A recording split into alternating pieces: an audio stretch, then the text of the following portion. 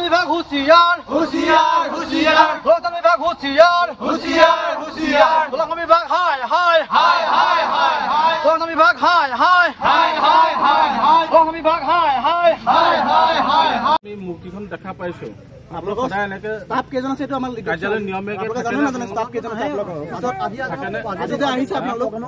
staff কেজন আছে আপোনালোকৰ আমিতো আহোঁ মাজে মাজে ভিজিট দিবলৈ আপোনালোকৰ স্টাফ কেজন আছে আপুনি নিজেই নাজানে দুজন বা মানুহ ইয়াতে দোকান আড্ডা মাৰি থাকে আপোনালোকৰ স্টাফে দোকান আড্ডা মাৰি থাকে প্ৰমাণ লাগে যদি আমি কম দোকান আড্ডা মাৰি থাকে ফোৰ্ট গেটৰ কৰ্মচাৰীয়ে আৰু অফিচত আমাৰ খুব কম বাট ঠিকে আছে আপোনালোকে এটা আমাক আছে এটা ৰিটাৰ্ণ এটা দিব লাগিব আপোনালোকে স্কিম ক'ত ক'ত চলি আছে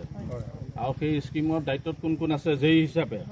আৰু কোনকেইটা স্কিম এতিয়ালৈকে কাৰ্যক্ষম হৈ আছে সেই চলি থকা এটাই লিষ্টটো বায়'ডাটাটো আমাক কাইলৈৰ ভিতৰত আপোনালোকে ডিপাৰ্টমেণ্টত দিব লাগিব আৰু আমাৰ লগত আপোনালোকে ভিজিট কৰিবলৈ যাব লাগিব পানী দি আছে সেইটো জেগা যাব লাগিব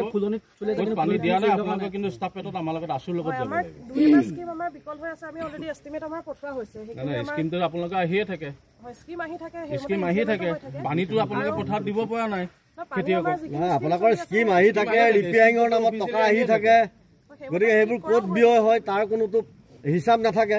নাই ৰিপেয়াৰিং হোৱা গোটেইকেইটা স্কিম বৰ্তমান চলি আছে ক'ত ক'ত চলি আছে কাইলৈ আমাৰ লগত যাব পাৰিব মাজুলীত কিমানটা স্কিম আছে ডাটাটো দিয়া কিমানটা ডাটা কিমানটা আছে বগৈদা স্কিম চলি আছে স্কিমটো চলি আছে মাজুলী জিলা ছাত্ৰ সন্থাই আজি আমি জলসিঞ্চন বিভাগৰ কাৰ্যালয় ঘেৰাও কৰি আমি বিক্ষোভ কাৰ্যসূচী ৰূপায়ণ কৰিছোঁ